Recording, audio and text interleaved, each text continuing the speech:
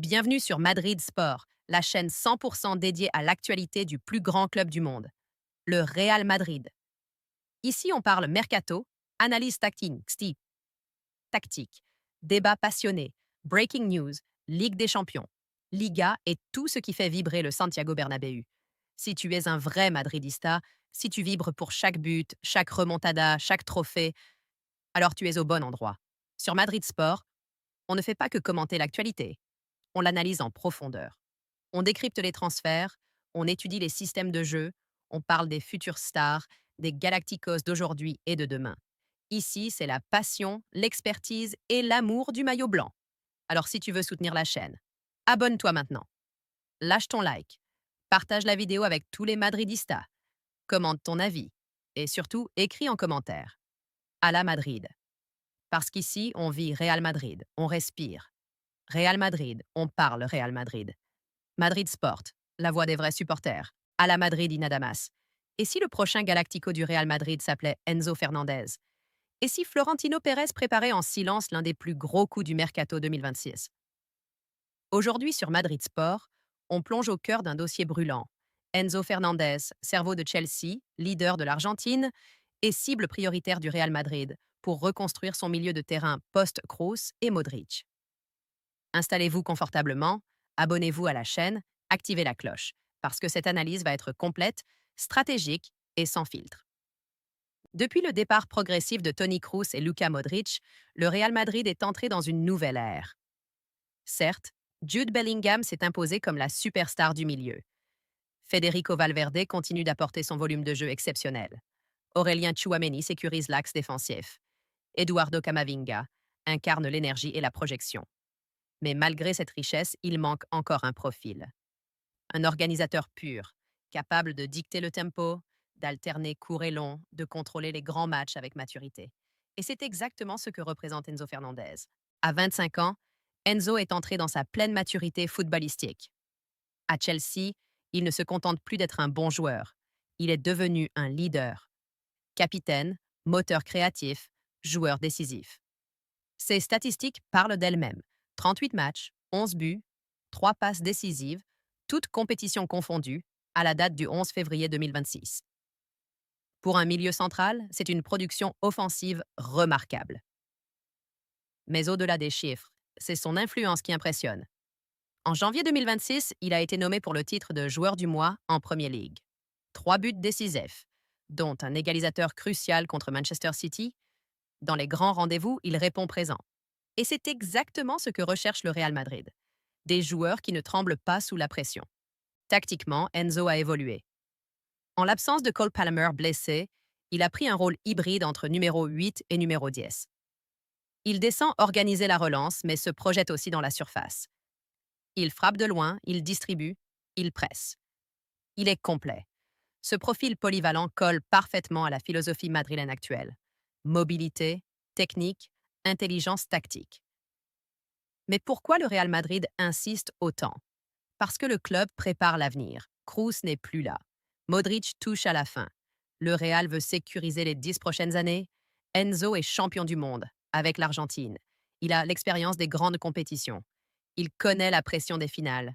Il a cette mentalité sud-américaine qui correspond parfaitement à l'ADN du Bernabéu.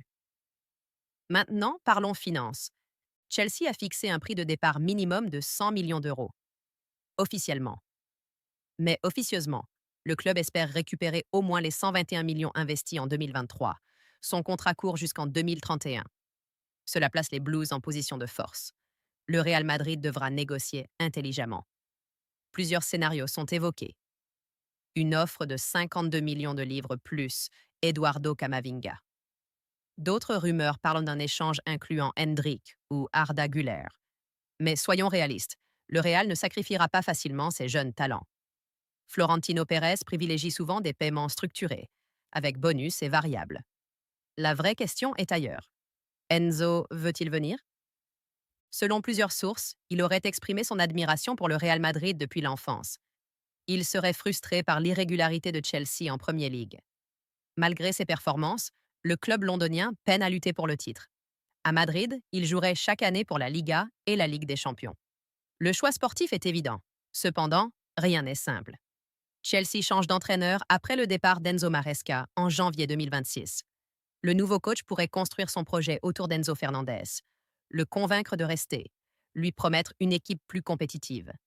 De plus, le Paris Saint-Germain surveille aussi la situation. Financièrement, le PSG peut rivaliser.